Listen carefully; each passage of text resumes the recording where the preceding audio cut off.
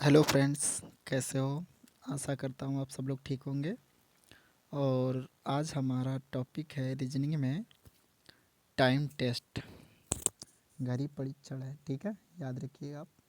तो इसमें मैं आप लोगों को कुछ फैक्ट्स हैं उनको बताऊंगा और कुछ फार्मूले हैं उनको भी कवर कराऊंगा, जिससे आपका घड़ी का कोई भी अगर क्वेश्चंस आता है तो वो आपसे छूटेगा नहीं, ठीक है।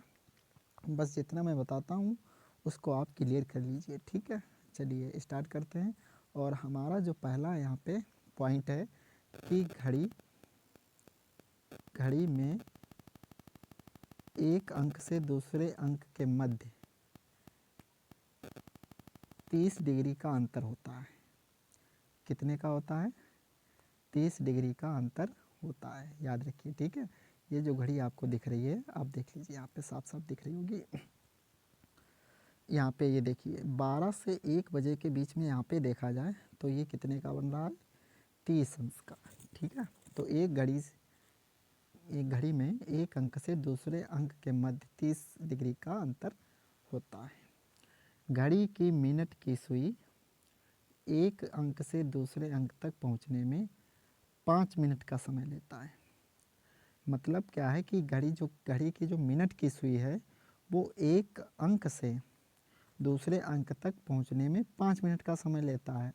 अतः घड़ी की मिनट की सुई 1 मिनट में कितने अंश का कोण बनाएगी?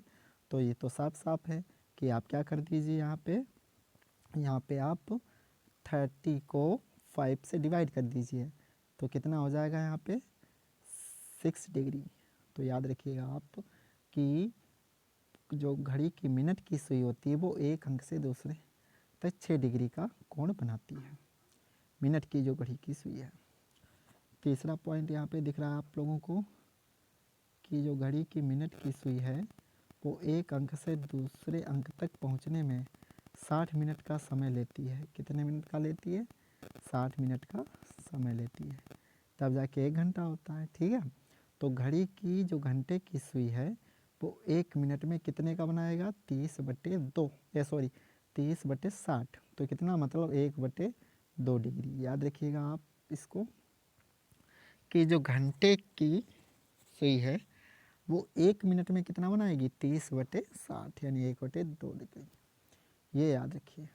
चलिए आगे चलते हैं और अगला पॉइंट देखते हैं, इसको कवर करते हैं। ये घड़ी आपको दिख रही है, तो अगला पॉइंट है हमारा कि दोनों सुइयों के मध्य कोण ज्ञात करना हो। यानी दोनों सुइयों के मध्य मतलब केवल घंटे की सुई और मिनट की सुई हो तब। कैसे? देखिए यहाँ पे कि यदि कोई भी निश्चित समय जैसे केवल घंटे में हो, यानी मिनट में ना दिया हो, जैसे 2 बजकर 3 बजकर इस टाइप से हो, तो इन दोनों सुइयों के मध्य कोण ज्ञात करना हो तो दिए गए समय को आप 30 डिग्री से गुणा कर दीजिए और जो आएगा, क्योंकि घड़ी में एक अंक से दूसरे अंक के मध्य 30 डिग्री का कोण बनता है इसलिए ये हो जाएगा, ठीक है। जैसे यहाँ पे एग्जाम्पल भी आपको दिखाया गया है। एग्जाम्पल क्या दिखाया गया है, ज़रा देखिए। यहाँ पे एग्जाम्पल है आपके पास कि 2 बजे दोनों सुइयों के मध्य कितने का कोण बनेगा? तो आप क्या कर दीजिए, 2 को 30 डिग्री से गुणा करेंगे तो कितना आएगा? 60 डिग्री। यानी दोनों सुइयों के मध्य बनने वाला कोण क्या हो जाएगा? 60 डिग्री। एक नोट पॉइंट है, इसको भी आप नोट करिएगा। नोट पॉइंट क्या है, ज़रा देखिए। यहाँ पे जो नोट पॉइंट है कि घड़ी की दोनों सुइयों के मध्य अधिकतम व न्यूनतम कोण ठीक 12 बजे बनता है। क्या बनता है? ठीक 12 बजे। यानी घड़ी की जो दोनों सुइयों के मध्य अधिकतम, और या अधिकतम पूछे कोण या फिर न्यूनतम, तो हमेशा वो 12 बजे पर ही बनेगा, ठीक। चलिए टाइप नंबर 2 समझते हैं और इसको हम कवर करते हैं। टाइप नंबर 2 क्या है? यदि कोई भी निश्चित समय जैसे घंटे और मिनट दोनों देकर हो तो उस टाइप में हम कैसे इसको ज्ञात करते हैं कि दोनों सुइयों के मध्य बनने वाला कोण क्या होगा। तो उसको ज्ञात करने के लिए मान लो ये समय दिया गया है कि x/y हुआ है, पर दोनों सुइयों के मध्य कितने अंश का कोण बनेगा। तो ये कैसे ज्ञात करोगे? तो देखिए यहाँ पे मैंने बता रहा हूँ यहाँ पे, चलिए देख लीजिए, इसको कवर करते हैं। ये आ गया जो पार्ट, ये है जो आपका ये सूत्र दिख रहा है, इसको आप याद रखिए कि ये सूत्र होता है 11/2 गुणे मिनट माइनस बजकर गुणे 30। ये है सूत्र, इसको आप ध्यान में रखिए कि जब जैसे 2:30 या इस टाइप से दिया हो समय, तो ये ऐसे हम ज्ञात करते हैं। ठीक है, इसका उदाहरण भी दिया है, उसको देखिए आप समझ जाएंगे बिल्कुल कि 2:30 पर घड़ी और घंटे मिनट की सुइयों के बीच बनने वाला कोण क्या होगा। तो याद रखिए आप कि सूत्र लगा दीजिए 11/2 गुणे मिनट कितना है 30 मिनट, 30 कर दीजिए माइनस 2 हो जाएगा क्योंकि बजकर है 2 इंटू फिर 30 है 30 रख दीजिए। इसको जब सॉल्व करेंगे तो इसको काट देंगे, कितना आएगा 15, 15 से 11 की गुणा करेंगे कितना आएगा 165, फिर 30 दूना कितना होता है 60, 165 में से 60 घटाओगे कितना बचेगा 105। ठीक है, अब कुछ पॉइंट दिया गया है उसको आप कवर करेंगे। ठीक है, चलिए देखिए पॉइंट क्या दिया गया है। पॉइंट दिया गया है कि घड़ी की दोनों सुइयां हर 1 घंटे में एक बार अतिव्यापन करती हैं। अतिव्यापन का मतलब एक दूसरे के ऊपर से गुजरती हैं। ठीक है, अतिव्यापन का ये मतलब होता है, यानी 12 घंटे में 11 बार और 24 घंटे में 22 बार, क्योंकि 12 और 1 के मध्य व्यापन की स्थिति नहीं होती है। याद रखिएगा आप। ठीक है, यदि व्यापन की स्थिति हो अतिव्यापन की तो 12 और 1 बजे के मध्य अतिव्यापन की स्थिति नहीं होती है। तो 1 घंटे में 1 बार अतिव्यापन, 12 घंटे में 11 बार और 24 घंटे में 22 बार अतिव्यापन, मतलब एक दूसरे के ऊपर से गुजरना। ठीक है, चलिए दूसरा है, दूसरा पॉइंट कवर करो, इसको देखते हैं। दूसरा क्या दे रहा कि घड़ी की दोनों सुइयां 1 घंटे में एक बार विपरीत दिशा में होती हैं। विपरीत दिशा का मतलब होता है कतई, मतलब ये जो सरल रेखा पर बने, मतलब ये 1 घंटे के ऊपर हो तो मिनट की नीचे होनी चाहिए, इस टाइप से। ठीक है, तो वहाँ पर 180 डिग्री का कोण बनेगा। इस स्थिति में 12 घंटे में 11 बार और 24 घंटे में 22 बार होता है, क्योंकि 6 और 7 के मध्य विपरीत स्थिति नहीं होती है। ठीक है, याद रखिए 6 और 7 बजे के मध्य में कोई भी विपरीत की स्थिति नहीं बनती है, और अतिव्यापन की स्थिति कब नहीं बनती है 12 और 1 बजे के मध्य।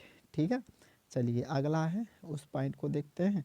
अगला पॉइंट क्या कह रहा है कि घड़ी की दोनों सुइयां हर 1 घंटे में 2 बार समकोण बनाती हैं। 1 घंटे में 2 बार अब की समकोण बन रहा है। याद रखिए कितने, 1 घंटे में 2 बार समकोण। समकोण का मतलब होता है 90 डिग्री का कोण बनना। तो 12 घंटे में स्थिति कितनी आ आएगी, याद रखिए 12 घंटे में आएगी ये 22 बार। 1 घंटे में 2 बार तो 12 घंटे में 24 बार होना चाहिए, लेकिन नहीं, 12 घंटे में 22 बार समकोण वाली स्थिति। ये 24 घंटे में 24 बार बनेगी या 44 बार, क्योंकि 3 और 4 बजे के मध्य, और यहाँ पे है यह 9 से 10 बजे के मध्य समकोण की स्थिति केवल एक ही बार बनती है, तो इसलिए हमेशा एक कम हो रहा है। ठीक है, याद रखिए आप, हर 2 बार 1 घंटे में 2 बार बनता था, अब 1 घंटे में कई बार उस टाइप से बनेगा। ठीक, तो याद रखिए 3 फैक्ट्स हैं यहाँ पे, मोटे मोटे फैक्ट्स, इनको आप कतई याद रखिए। ठीक है, तो क्या है उनको, कि जो 3 हैं कि अतिव्यापन की स्थिति क्या होती है 1 घंटे में 1 बार, 12 घंटे में 11 बार, 12 और 24 घंटे में 22 बार। इसी प्रकार विपरीत की स्थिति भी है, और लेकिन यहाँ पे समकोण की स्थिति क्या है 1 घंटे में 2 बार और 12 घंटे में 22 बार और 24 घंटे में 44 बार। चलिए आगे देखते हैं और इसको कवर करते हैं। ठीक है, और इसका जो पार्ट है, चलिए अब अतिव्यापन की स्थिति में अगर टाइम एग्जैक्ट ज्ञात करना हो तो क्या करेंगे। देखिए यहाँ पे क्या दिया गया कि x से y के मध्य दोनों सुइयों के मध्य अतिव्यापन की स्थिति ज्ञात करने के लिए निम्न सूत्र का प्रयोग किया जाता है। ये सूत्र क्या है, ज़रा इसको आप गौर से देखिए कि जैसे x अगर निकालना हो तो 60/11 गुणे क्या करते हैं x। ठीक है, x क्या है, x है बजकर, मतलब टाइम होता है। ठीक है, और कौन सा टाइम होता है, शुरुआत का टाइम, जैसे x 2 से 5 बजे के मध्य, तो यहाँ पे समय कितना लिया जाएगा 2। ठीक है, तो अतिव्यापन की स्थिति ज्ञात करने के लिए हम 60/11 है इसको गुणे बजकर टाइम फिक्स करते हैं। चलिए नेक्स्ट क्या है, विपरीत की स्थिति को ज्ञात करना, तब कौन सा सूत्र लगाते हैं, x से y के मध्य दोनों सुइयों के मध्य विपरीत स्थिति ज्ञात करने के लिए निम्न सूत्र का प्रयोग किया जाता है। इसमें भी वही है, लेकिन ये विपरीत की स्थिति के लिए है, तो इसको हम देख लेते हैं। विपरीत के स्थिति के लिए ये सूत्र यहाँ पे दिया गया है आपके सामने कि सूत्र क्या है कि 60/11 गुणे बजकर प्लस माइनस जो दिया गया 6, ये वाला देखिए इतना पार्ट दिया गया 60/11 गुणे बजकर प्लस माइनस 6। अच्छा, यहाँ पर प्लस माइनस का मतलब भी समझाया गया है। ज़रा देखिए यहाँ पे क्या प्लस माइनस का मतलब कि यदि समय 6 से अधिक हो, यहाँ पर ये जो समय है ये वाला समय ये 6 से अधिक हो तो माइनस का प्रयोग किया जाएगा। यहाँ पर काय का प्रयोग किया जाएगा? माइनस का। यदि समय 6 से ज़्यादा कम है तो यहाँ पर प्लस का प्रयोग किया जाएगा। जो बजकर यानी जो समय आएगा ये वाला बजकर समय, इसकी बात की जा रही है कि यदि समय ये 6 से ज़्यादा हो तो माइनस का प्रयोग करेंगे यहाँ पे, ठीक है। और यही अगर यहाँ पर माइनस ये 6 से कम है यहाँ पे मान, तो वहाँ पर क्या करेंगे? प्लस का प्रयोग करेंगे, ठीक है। तो जैसे दिया गया है कि 2 और 3 बजे के मध्य में कितना कोण बनेगा? तो वो क्या है? 60/11 है। इसको क्या है से मतलब क्या गुणा करनी है, और बजकर मतलब 2 बजकर। अब देखिए यहाँ पर 6 से कम है, जब 6 से कम है तो क्या करेंगे? प्लस। क्या करेंगे? प्लस। इसलिए यहाँ पे प्लस लगाया जाता है, ठीक। अब तो समझ गए होंगे आप। चलिए अगला देखते हैं और अगले पॉइंट को यहाँ पे कवर करते हैं। क्या अगला पॉइंट दिया गया है? यहाँ पर अगला पॉइंट दिया गया है कि समकोण या लंबवत की स्थिति याद करनी हो तब क्या करते हैं, ठीक है। चला देखिए यहाँ पे समकोण या लंबवत की स्थिति ज्ञात करने के लिए हम जैसे दिया गया है x या y दोनों सुइयों के मध्य विपरीत स्थिति ज्ञात करने के लिए निम्न सूत्र का प्रयोग करते हैं। जैसे 60/11 और गुणे बजकर प्लस माइनस 3। क्या करते हैं? प्लस माइनस 3, ठीक। अभी तक हमने क्या क्या पढ़ लिया? अभी तक पढ़ लिया इसमें हमने कि अगर निकालना हो अतिव्यापन की स्थिति के लिए और विपरीत के लिए। अब आया समकोण के लिए, तो इसका सूत्र क्या है? 60/11 गुणे बजकर प्लस माइनस 3। उसमें भी नोट पॉइंट करके समझाया गया है। क्या नोट पॉइंट टेस्ट करके समझाया? यदि समय में +3 करने पर योग 11 से अधिक हो तो 12 में से घटा दिया जाता है। यदि समय में -3 करने पर मान ऋणात्मक आता है तो उसमें 12 जोड़ दिया जाता है। कहने का मतलब अगर माइनस यहाँ पर कर दिया जाए तो माइनस में आएगा तो उसको हम 12 जोड़ देंगे, अगर प्लस में आएगा तो वहाँ पे घटा देंगे, ठीक है। चलिए अब दर्पण की स्थिति का हम सूत्र यहाँ पे और उसके पॉइंट है, पॉइंट को कवर करते हैं। चलिए यदि कोई भी समय देकर उसका दर्पण प्रतिबिंब पूछा जाए और दर्पण प्रतिबिंब देकर उसका वास्तविक समय पूछा जाए, दोनों ही स्थितियों में दिया गया समय को हम 23/60 में से घटाया जाता है और फिर क्या प्राप्त परिणाम ही उत्तर होगा। ज़रा देखिए कैसे। यदि किसी घड़ी का समय दर्पण प्रतिबिंब 11:60 है दिखाई दे रहा है, तो घड़ी का वास्तविक समय क्या होगा? तो वास्तविक समय ज्ञात करने के लिए हमने बताया ना 23:60 में से 11:40 घटा दीजिए, वही आंसर हो जाएगा। तो हमारा आंसर क्या आ जाएगा यहाँ पे? 12:20। देख लीजिए, यह है दर्पण प्रतिबिंब, यह है वास्तविक प्रतिबिंब। कोई भी चाहे जैसे उल्टा पूछे चाहे जैसे पूछे आप लगा सकते हो, ठीक है। जैसे अगर दूसरा देखना चाहते हो तो दूसरा देख सकते हो। यहाँ पे जैसे ये दिया गया है क्वेश्चन कि यदि किसी घड़ी में 3:15 हुआ है तो उसका दर्पण प्रतिबिंब क्या होगा? प्रतिबिंब अब की पूछा है तो 23/60 में से 3/15 घटा दीजिए, 3:15, तो 20 कितना आ जाएगा? 45। तो यही हमारा एग्जैक्ट आंसर होगा। 20 का मतलब यहाँ पर हो जाएगा 8:45, ठीक है। चलिए आगे चलते हैं और अगला कॉन्सेप्ट को यहाँ पर कवर करते हैं, ठीक है। अगला है जल प्रतिबिंब। पहले क्या था? दर्पण प्रतिबिंब। इस प्रकार के प्रश्नों को दिए गए समय को हम 17/90 में से घटाकर घड़ी का वास्तविक समय भी ज्ञात करा जा सकता है। यदि इस प्रकार के प्रश्नों में यदि घड़ी ऊपरी सिरा और नीचे करके रखा जाए तो वास्तविक समय ज्ञात करने के लिए सर्वप्रथम दर्पण से घड़ी का समय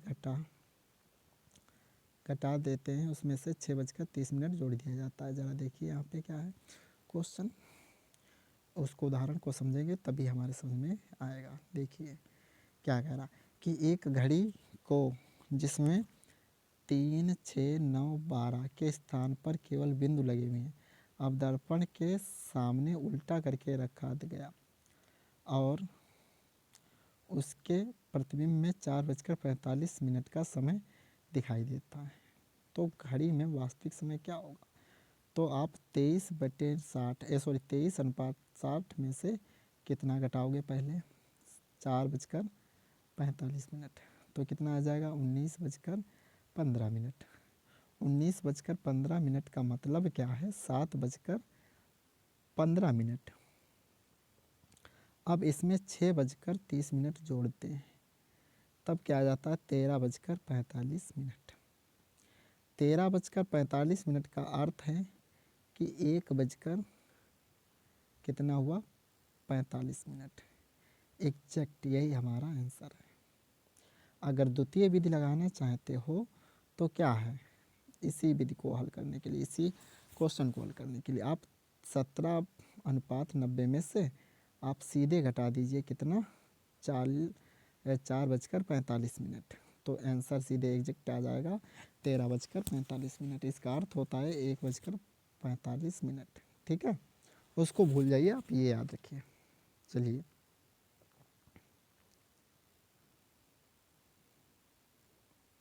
एक क्वेश्चन है बहुत ही इंपॉर्टेंट है, इसको आप याद रखिएगा कि कैसे हल करते हैं इस प्रकार के प्रश्नों को। जयपुर से दिल्ली के लिए हर 30 मिनट में बस जाती है और पूछताछ करने पर यह पता चला, बाबू ने बताया कि पिछली बस को गए 10 मिनट हो चुके हैं, अगली बस 12:30 पर जाएगी, तो यह सूचना बाबू द्वारा कब प्रदान की गई।